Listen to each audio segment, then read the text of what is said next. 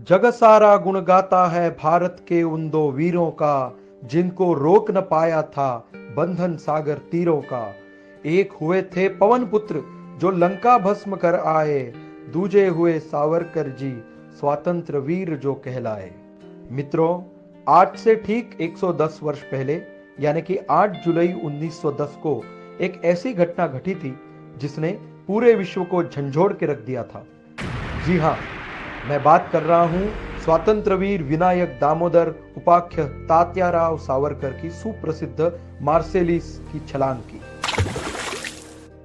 21 दिसंबर 1909 को अनंत लक्ष्मण कान्हेरे नामक भारतीय वीर युवक ने नासिक के अत्याचारी ब्रिटिश कलेक्टर एएमटी जैक्सन का वध कर पूरी ब्रिटिश राजसत्ता को हिलाकर रख दिया था। अनंत कान्हेरे और उनके दो सहकारी विनायक देशपांडे और कृष्णाजी कर्वे हंसते हंसते सूली पर चढ़ गए।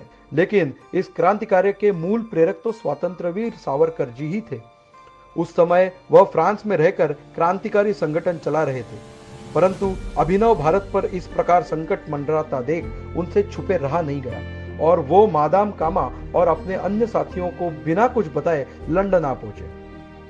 लंदन में विक्टोरिया स्थानक पर उतरते ही स्कॉटलैंड यार्ड के चीफ इंस्पेक्टर जॉन मकार्थी और इंस्पेक्टर ई जॉन पार्कर, जो सावरकर जी को पकड़ने के लिए घात लगाए बैठे थे, आनंदित हो चिल्ला उठे, हियर ही इज हियर, देखो देखो वो यहाँ है। विनायक जी बस मुस्कुराते बोले, yes it's me, I am Savarkar, हाँ मैं ही हूँ सावरकर। इस प्रकार पकड़े जाने के बाद सावरकर जी पर इंग्लैंड में लंबा मुकदमा चला। सावरकर जी पर ब्रिटिशों ने राजद्रोह का आरोप लगाया। दुर्भाग्यवश सावरकर जी और उनके सभी साथियों के प्रयास विफल रहे और विनायक जी को भारत भेजकर कार्यवाही करने का आदेश न्यायालय द्वारा दिया गया। 1 जुलाई 1910 को उन्हें peninsular and oriental liner SS Morea इस जहाज से भारत की ओर रवाना किया गया। पर वीर सावरकर सहजता से हार मानने वालों में से नहीं थे। उन्होंने मोरिया से भागने की योजना पर काम पहले ही शुरू कर दिया था। शौचालय के पोर्ट होल की चौड़ाई उन्होंने अपने जनेऊ से नापी। वह मात्र 1 फुट जितनी थी। वे अब भागने के सही अवसर की प्रतीक्षा में बैठे रहे। 7 जुलाई 1910 को SS मोरिया मार्सेलिन बंदरगाह पर आ रुकी, लेकिन कड़े पहरे के कारण उस दिन तात्याराव भाग नहीं पाए।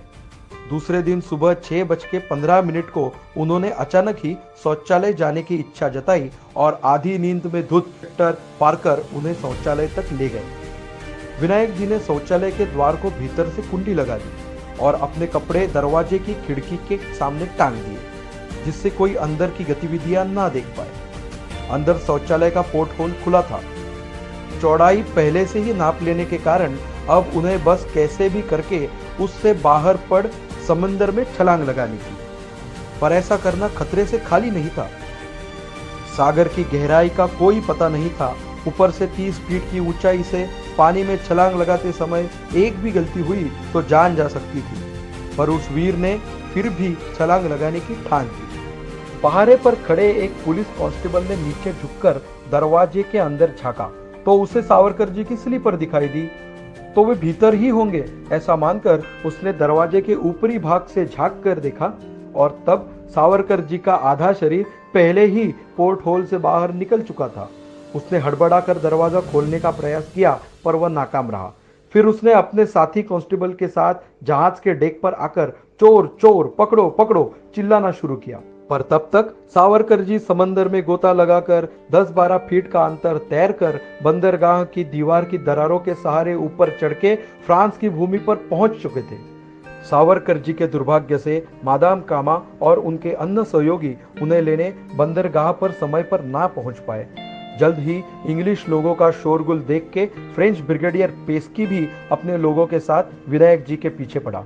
तब फ्रेंच पुलिस के हवाले होकर सावरकर जी ने वहां के लोकल मजिस्ट्रेट से मिलने की मांग की, क्योंकि अंतर्राष्ट्रीय नियमों के अनुसार वह अब फ्रांस के राजनीतिक शरणागति के रूप से रह सकते थे। पर दुर्भाग्यवश पेस्की को अंग्रेजी ठीक से नहीं आती थी, तो वो तात्याराव की बातों को समझ न पाया और उनको ब्रिटिशों के हवाले कर दिया। उसके बाद की घटनाओं ने पूरे विश्व को हिला कर रख दिया।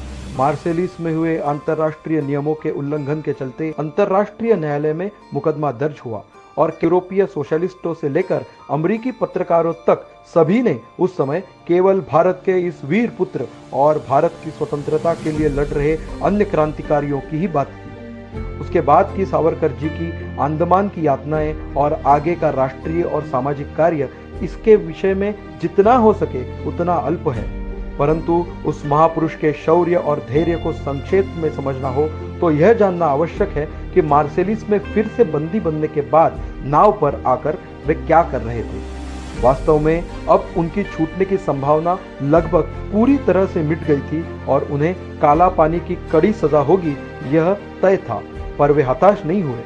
कहा जाता है मोरिया पर कैबिन में लौटते ही उन्होंने अफसरों से साफ कह दिया था कि उनको तंग ना किया जाए और एकांत में वो अपनी कविता आत्मबल गुनगुनाते रहे।